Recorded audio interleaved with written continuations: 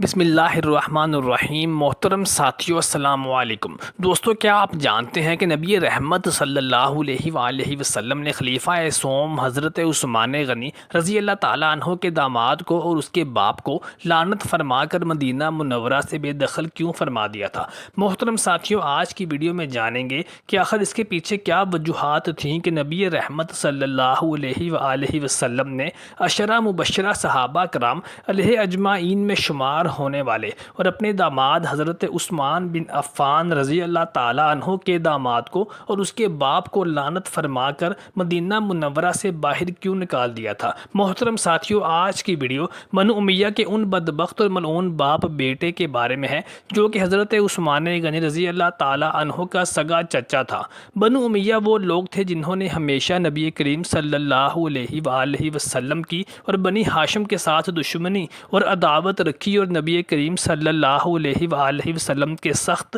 اور بدترین دشمنوں میں شمار ہوتے تھے، اور یہی وہ لوگ تھے جن کی سرکردگی میں مشرکین مکہ نے مسلمانوں کے خلاف جنگ بدر اور جنگ احد جیسی جنگیں بھی لڑی تھیں، اور ان جنگوں میں انہوں نے مسلمانوں کے ہاتھوں عبرتناک شکستیں بھی کھائی ہوئی تھیں، لیکن پھر بھی ان کے دل اور ان کے باطن ہدایت کے نور سے جگمگا نہ سکے۔ پھر جب نبی کریم صلی اللہ علیہ وآلہ وسلم نے مکہ مکرمہ کو فتح کیا تو نبی کریم صلی اللہ علیہ وآلہ وسلم جب مکہ مکرمہ میں تشریف لائے تو تب بنو امیہ کے ان لوگوں نے موت کے خوف سے اسلام قبول کر لیا، اور اسی لیے ان کو طلقاء کا نام دیا جاتا ہے۔ اور قرآن مجید میں بھی اللہ تبارک و تعالیٰ نے بھی یہ ارشاد فرمایا تھا کہ اے میرے نبی صلی اللہ علیہ وآلہ وسلم، کیا پہلے اسلام قبول کرنے والے اور بعد کے دور میں اسلام قبول کرنے والے برابر ہو سکتے ہیں؟ یعنی وہ صحابہ کرام علیہ اجمعین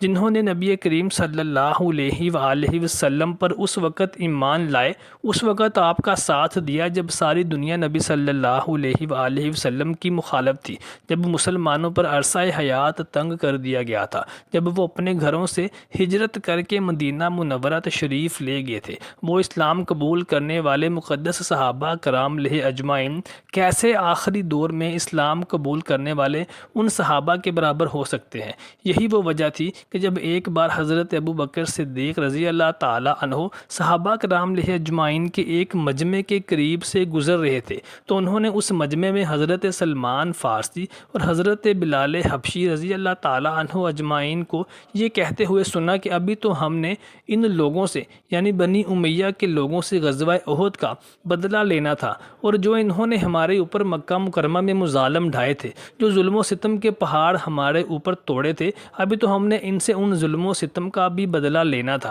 لیکن بنی امیہ والوں نے اسلام قبول کر لیا ہے۔ حضرت ابو بکر صدیق رضی اللہ تعالیٰ عنہ نے یہ سنا تو انہوں نے نبی کریم صلی اللہ علیہ وآلہ وسلم سے عرض کی، یا رسول اللہ صلی اللہ علیہ وآلہ وسلم، بنو امیہ اور ابو سفیان اسلام قبول کر چکے ہیں، لیکن اب بھی مسلمان ان سے کنارہ کشی اختیار کرتے ہیں اور ان کو برا بھلا کہتے ہیں، اور میں نے آج یہ بھی سنا ہے۔ تو نبی کریم صلی اللہ علیہ وآلہ وسلم نے فرمایا کہ اے ابو بکر، جنہوں نے ایسا کہا تھا تم نے ان صحابہ کو کیا جواب دیا؟ تو حضرت ابو بکر صدیق رضی اللہ تعالیٰ عنہ نے ارشاد فرمایا کہ یا رسول اللہ صلی اللہ علیہ وآلہ وسلم، میں نے ان مسلمانوں کو بنو امیہ کے خلاف ایسی باتیں کرنے سے روک دیا۔ تو نبی کریم صلی اللہ علیہ وآلہ وسلم نے ارشاد فرمایا، اے ابو بکر، تو نے ان کے دل دکھائے ہیں۔ یعنی نبی کریم صلی اللہ علیہ وآلہ وسلم کو بھی اس بات کا ادراک تھا کہ میرے وہ صحابہ کرام جنہوں نے میری پشت پناہی اس وقت کی تھی،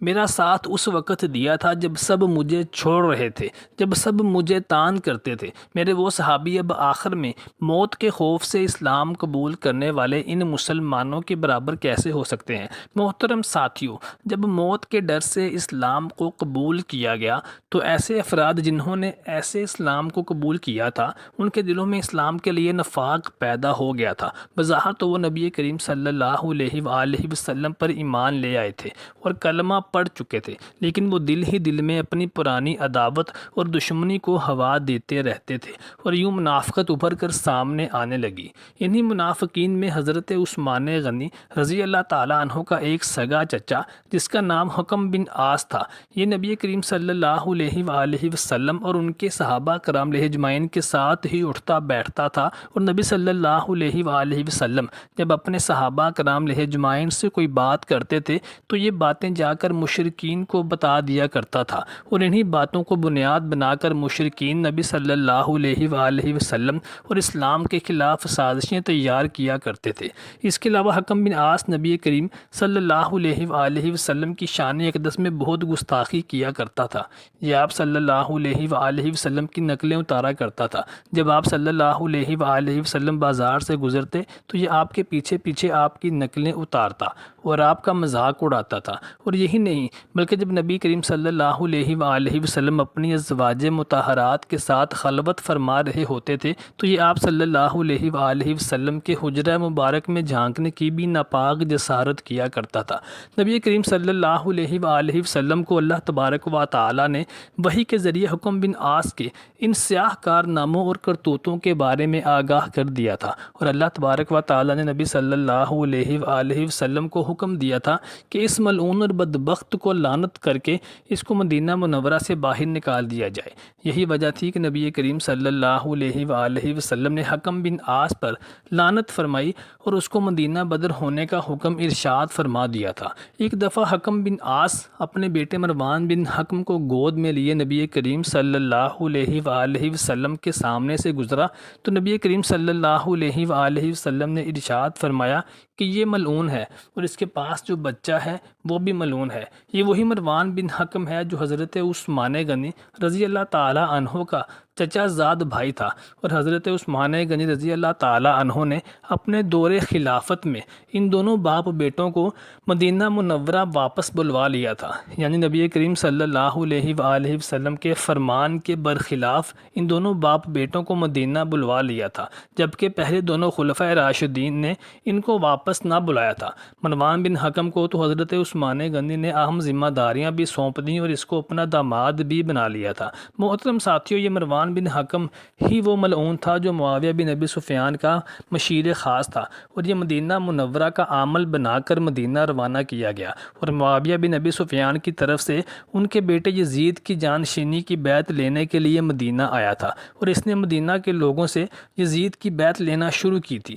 روایات میں آتا ہے کہ معاویہ بن ابی سفیان نے مروان بن حکم کو ہی بہت سے صحابہ کرام اجمعین کے پاس دولت دے کر بھی روانہ کیا تھا کہ دولت کے زور پر اور دولت کی لالچ سے یزید کی جانشینی کی بیعت کو قبول کروایا جائے۔ اس کے علاوہ امام حسن علیہ السلام کو زہر دینے کے پیچھے بھی مروان بن حکم کی سازشیں بعض روایات میں آتی ہیں، اور سیدہ عائشہ صدیقہ رضی اللہ تعالی عنہا کو قتل کرنے کے پیچھے بھی مروان بن حکم کا نام بعض روایات میں لیا جاتا ہے، اور مروان بن حکم ہی بدبخت تھا جس کی وجہ سے حضرت عثمان غنی رضی اللہ تعالیٰ عنہ کی خلافت میں اس قدر فتنے اور شورشوں نے جنم لیا اور حالات اس قدر خراب اور دگرگوں ہو گئے کہ حضرت عثمان غنی رضی اللہ تعالیٰ عنہ کی شہادت واقع ہوئی۔ اللہ تعالیٰ سے دعا ہے کہ اللہ تعالیٰ ہمیں نبی کریم صلی اللہ علیہ وآلہ وسلم کی سچی محبت اور مودت نصیب فرمائے، اور اس رمضان المبارک کے مہینے کے صدقے ہمارے اور ہمارے والدین کی مغفرت فرمائے۔ اللہ تبارک و تعالیٰ سے دعا ہے کہ اس ویڈیو کو دیکھنے والے تمام افراد کی مشکلات کو آسان فرمائے۔